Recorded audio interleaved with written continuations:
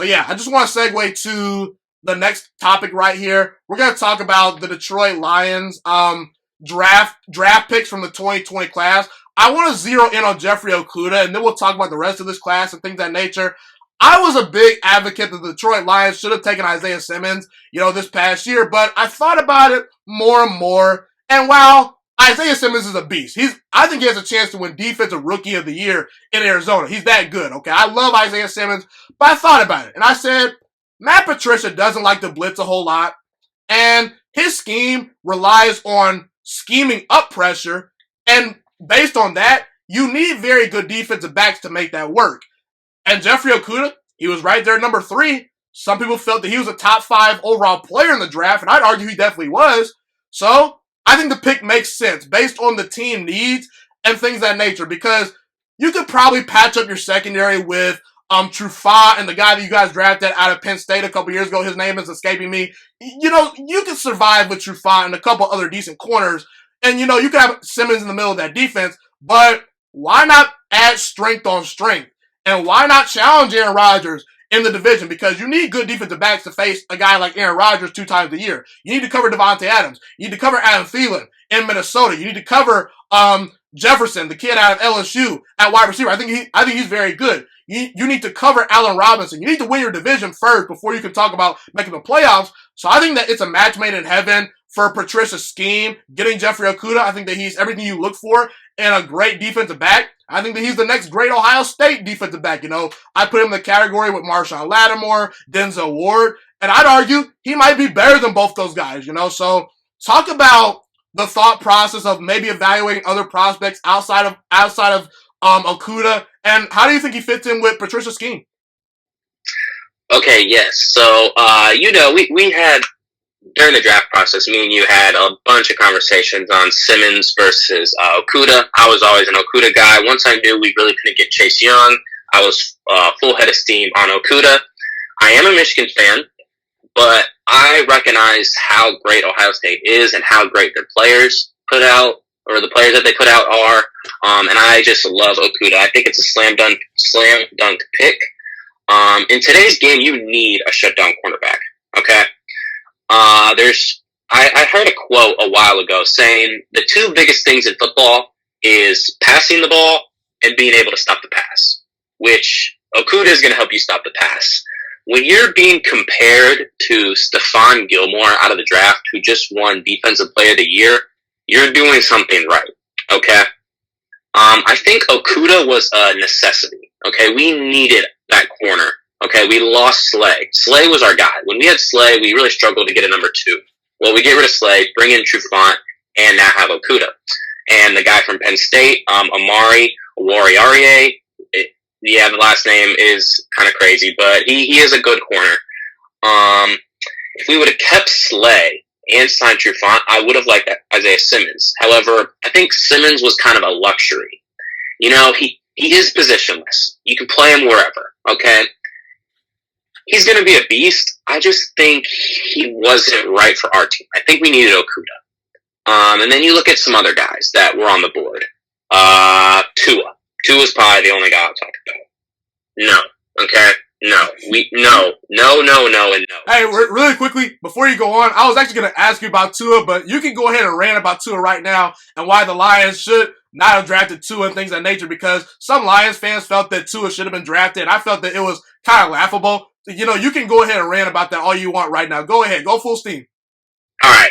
The point to draft Tua is ludicrous. I do not care who you are. It is sad that Lions fans wanted us to draft Tua. What makes you think Tua can carry an organization as bad as ours better than Matthew Stafford? Matthew Stafford is a warrior, okay? He started 131 games in a row.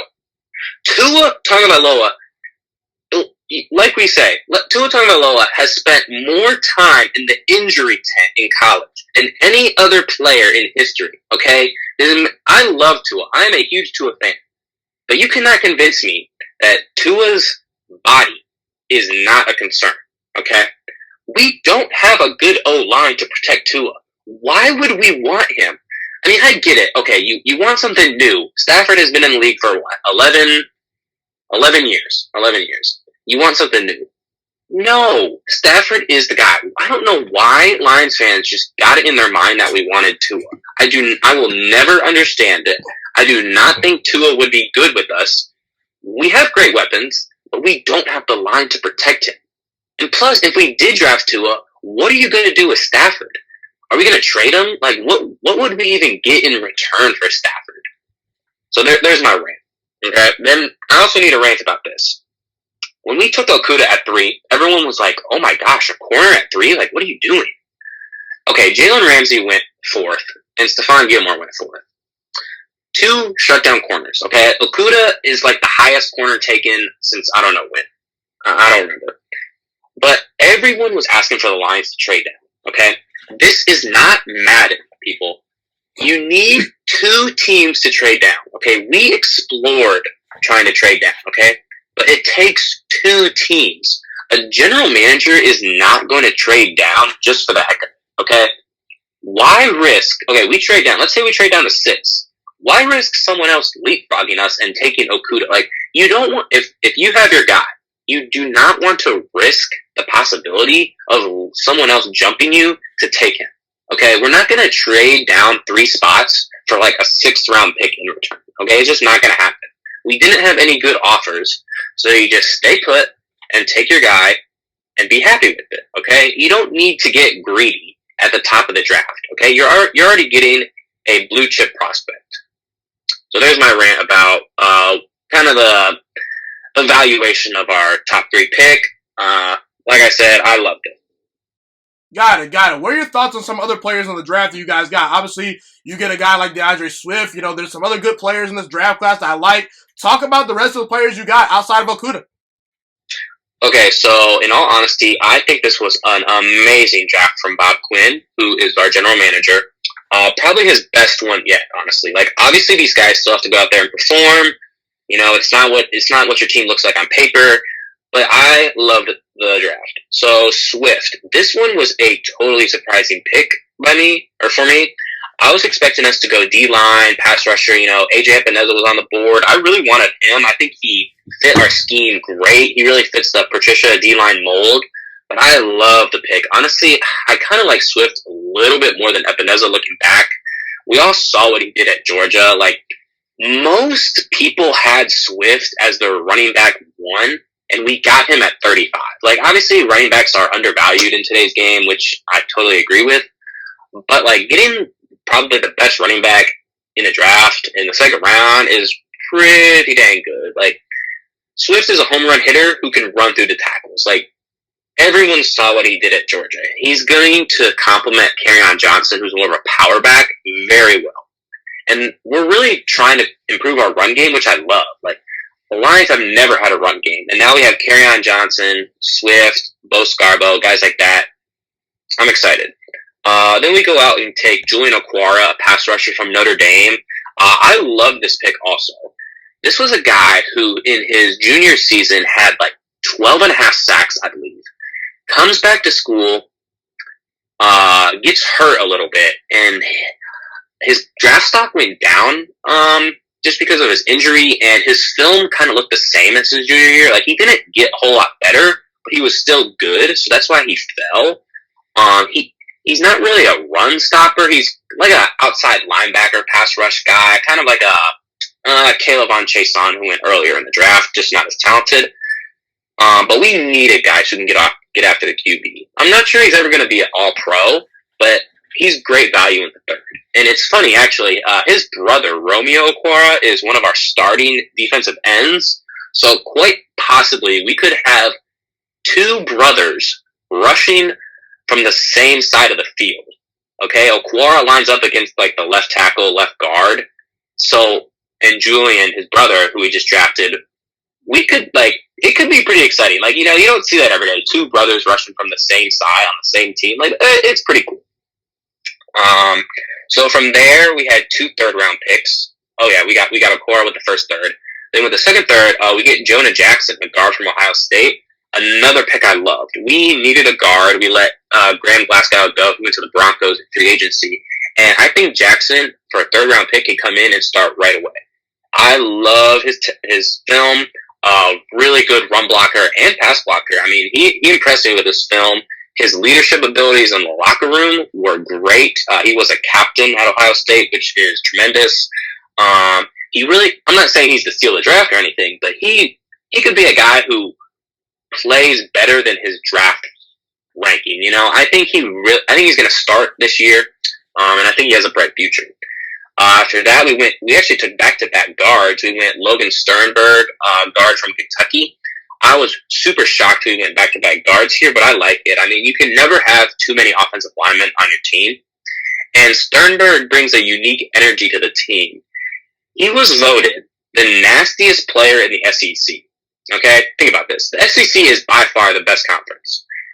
You get guys, I mean, I don't know how many guys they had drafted this year, but they broke the record. Okay? And he was voted the nastiest player. He's going to go 110% to the whistle, and he's going to go past the whistle sometimes, which will get him in trouble. That's kind of why he fell. He had a lot of unnecessary roughness penalties after the whistle, but he's just he's a mean O-lineman. Okay, so I don't think he's going to start right away, but if we let go of our left guard, I think he can come in and definitely compete. So then in the 5th, we took Jason Huntley out of New Mexico State, running back. Probably my least favorite pick of the draft, but looking back, I kind of like it. He was our second running back taken. Our running back room is loaded. We have a bunch of guys back there, but he's going to be like a gadget player. He's a really small back. He's like 5'8", doesn't weigh a lot, but he's super fast. His pro day 40 time was about like a 4.35, which I mean, that's really fast. He's not going to be getting handoffs to go up between the tackles, or he's not going to get a whole lot of handoffs, to be honest. He's going to be a guy who, you dump some screens off to, you let him go out wide, run some screens as a receiver, let him run some drag routes and slants, just like a gadget player. We used J.D. McKissick kind of this way last year. He's probably going to step into that role.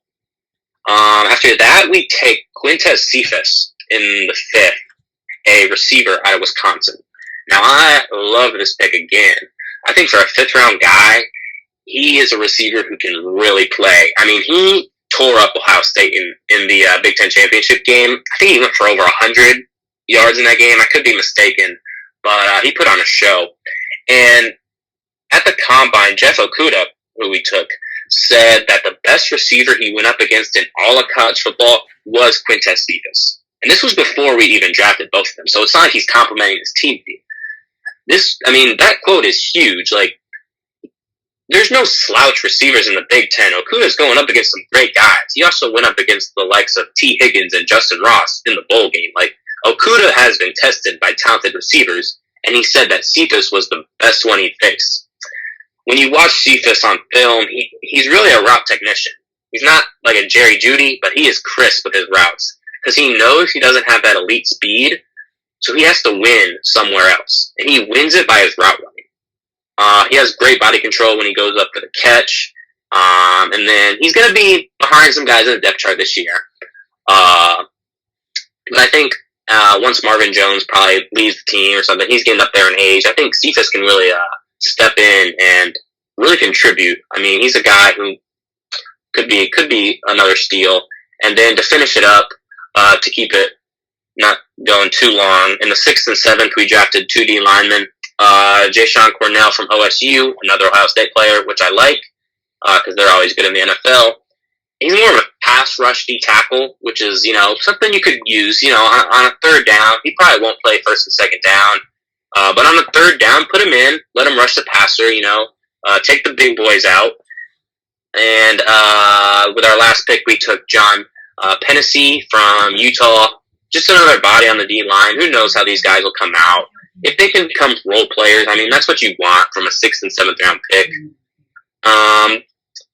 But like I said before, obviously all these guys have to go out there and prove it while staying healthy. But I think we really could have gotten some great players in this draft. We potentially drafted 5 starters.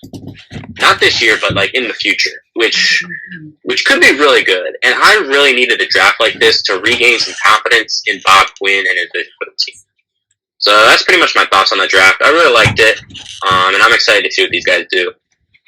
Yeah, well said, definitely. You know, I think the Detroit Lions definitely had a very good draft. And like you said, Bob Quinn, that was a very good draft from him. Thank you so much for watching this video today. Please also note that the Juice Alert Sports Podcast is not just a YouTube channel. It is available on all podcasting platforms, including Spotify, Google Podcasts, iTunes, and Apple Podcasts. Also, if you enjoyed this video, be sure to like, comment, subscribe, and share this content with all your friends. This podcast is my favorite thing in the entire world right now. It is my passion. And I want more people to listen to this podcast. I really want this podcast to grow.